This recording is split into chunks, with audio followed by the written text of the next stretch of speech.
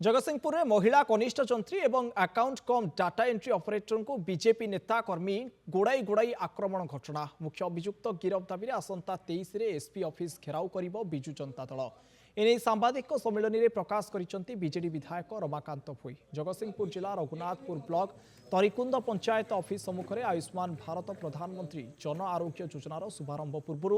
BJP OBC मोर्चा जिला सभापति सुबोध बारिक और 25 रु ऊर्ध्व समर्थक हठात भितर को पशि आसी अशालीन व्यवहार प्रदर्शन करने सहित चौकी टेबुल फिंगा फोपड़ा करते रघुनाथपुर ब्लॉक कनिष्ठ जंत्री प्रदीप्त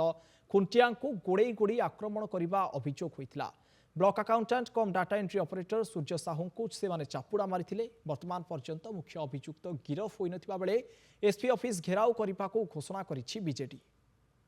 तेणु ओबियसली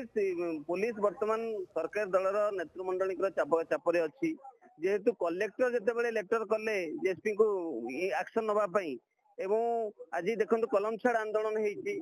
आमर जेई एडीओ माने कलम छाड़ आंदोलन कर साधारण लोक मैंने सफर होती एत सब है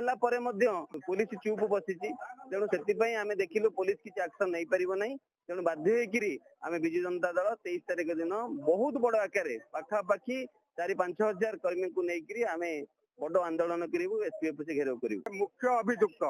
जहाँ प्लानिंग रे जहाँ प्रवचन जे सामिल होकर निजे घटना को घटई जेपर्यंत ताकू अरेस्ट करा न जाई